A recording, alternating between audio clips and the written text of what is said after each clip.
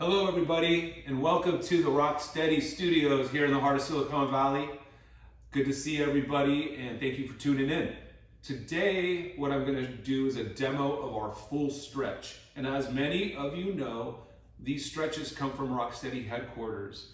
These aren't just something that I made up or something that I think helps Parkinson's. This is something that comes from our PTs and our neurologists that helped us build the Rocksteady program.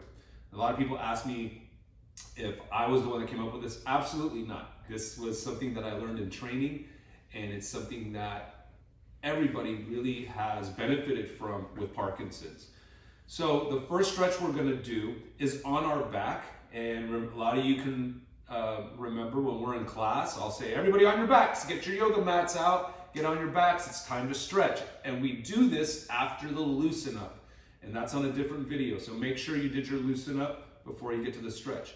If you can, and if you have the space, this is gonna be from the ground, okay? I also have a little bench here. I'm going to show you a few stretches we can do for folks who cannot get to the ground. All right, so what I'm gonna do first is show you all how to get to the ground using some assistance with a chair or a love seat in your house. I got this right here to my side. I am gonna go down one knee at a time. I have my hand here. I'm gonna go down here to my knee and here. This is my cushion, right? I'm gonna use for my head. I would advise you guys to have something for your head. Nothing too big, something kind of small, because I still wanna get that stretch back for my neck. I'm gonna come over here. I'm gonna come to my knees. I'm gonna get myself seated right down in front of my pillow. And I'm gonna lay back and just open up my arms. And I want you really to relax. Take a couple of deep breaths. What's happening here is I'm opening my shoulders. The floor, the ground is actually forcing my posture to get corrected, right? I'm not doing anything else. Gravity is taking over and getting us out of this.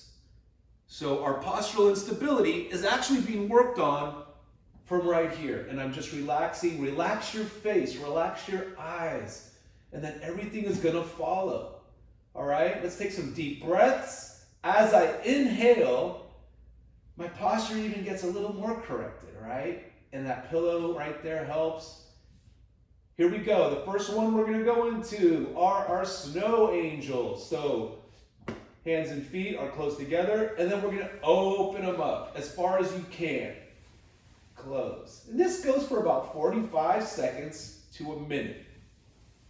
If you have shoulder injuries, shoulder issues, you don't have to open it all the way up. Maybe my right shoulder is the one that's hurting a little. And watch, I can just move it a little bit. I can just get a little bit out. If one of your legs doesn't want to cooperate today, I can go with one leg and close, and one arm. I can alternate. I can do just my feet. So there's a few different ways, but I want to really try to get everything moving. And yeah, I can feel that tension right here, right? So take your time. And at about 30 seconds, you should start to feel it get a little looser. Whew, good. Get a good inhale. That feels nice. Good. A couple more. Good. Great. So, we're gonna just take our time here. We are now gonna roll over to our bellies, okay? And we're going to go into our Superman position. I'm going to roll over. I'm going to get my left leg and send that over. That's going to get that weight started. I'm going to get my left arm. Why? One, because I'm left-handed and I feel more confident and stronger. So let's do it at the same time. There I go. Sometimes you can get your other arm stuck under your body. I'm just going to tilt further and bring that out. I am going to go ahead and find the most comfortable spot I can, and I'm going to use the ledge of my cushion here to rest my head on. From here, I'm just going to reach, reach, reach. And what I tell people, if you've been in my classes, is imagine that you have little ropes tied around your toes and your fingertips. And you're being stretched by a medium-sized Labrador on each side, all right? Or maybe a three-legged husky, nothing too strong. Or maybe a really strong couple of Chihuahuas.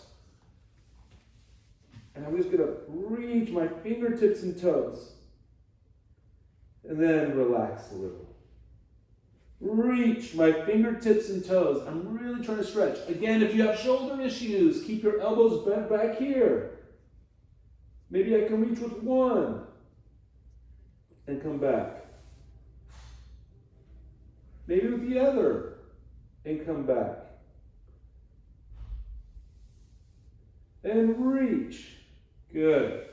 So we're going to go ahead and do it. All 4 points lift. What does that mean? It means we're going to lift our hands and feet up. Again, if you have a shoulder issue or a leg issue, lift up the ones you can. Okay? Here we go. Up and down. I'm inhaling on the up. Inhale up and down. Inhale up and down.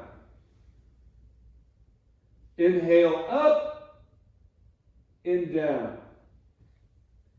I'll just do my arms. Inhale up and down. I'll just do my legs. Inhale up and down.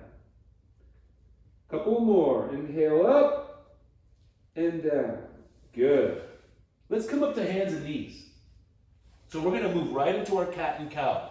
Really, really important stretch on this one, all right? And a lot of people get confused on the breathing that comes with this. What I want you to do from your hands and knees is when you exhale, you're actually going to arch your back up.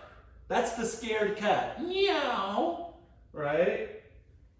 And then when I come down to my cow, I'm going to inhale, fill my belly with air so my stomach just comes out, sticking out my tailbone and my chin. Moo. Meow. Exhaling on the cat. Inhale on the cow. Moo. Well, I can't inhale if I moo. Exhale. Meow. Inhale, cow.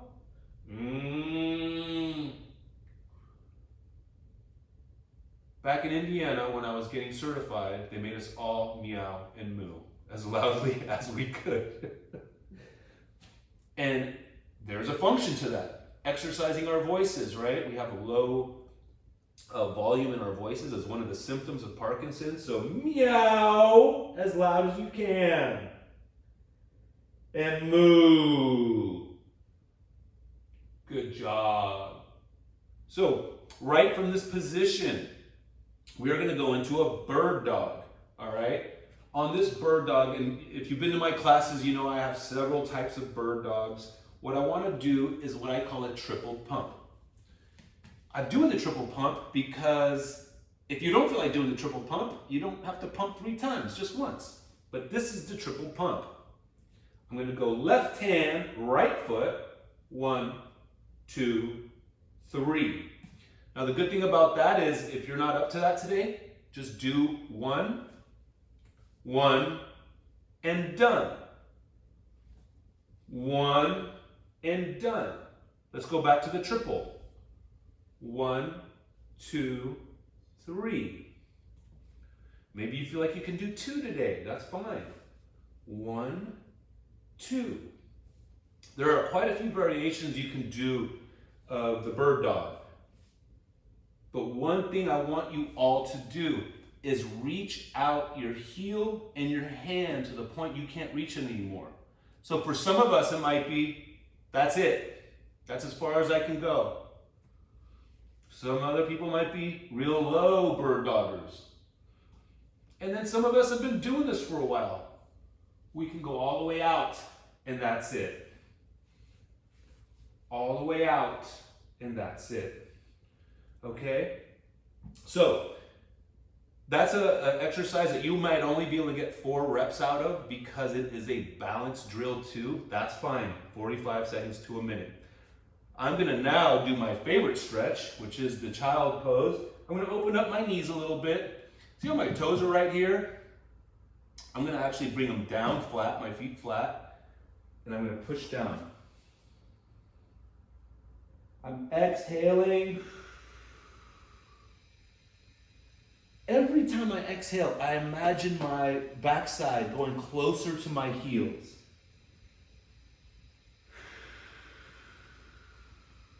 And it feels really, really good. Good. So this is something we want to do again, 30 to 45 seconds. I get stuck doing it for 1.5 minutes. It's too comfy. There's one more thing I want to do that's really important. One more stretch. And we're going to be back on our backs. Okay? And I mixed this up a little today because I want us to get used to rolling over. Some of us have issues getting in and out of bed, rolling over in bed. So that's why I'm bringing this back to our backs. So we're going to come back to our backs after that child pose. I'm going to grab my upper shin right below my knee. I'm going to bring my foot back and start twirling it around. One of my original Rocksteady members, Ray, I know you're out there, Ray, told me that this has benefited him in continuing to drive. That this every day, and Ray is a pretty regular Rocksteady fighter, 3 times a week, 4 times a week. He told me that he really feels that this particular drill has helped him continue to be able to work the gas pedals in his car. And he has told everybody that's crossed his path the same thing. And I appreciate that, Ray. And I appreciate everybody that's really shared the benefits that they've received from doing Rocksteady. It's been really helpful. You all have really created a special community.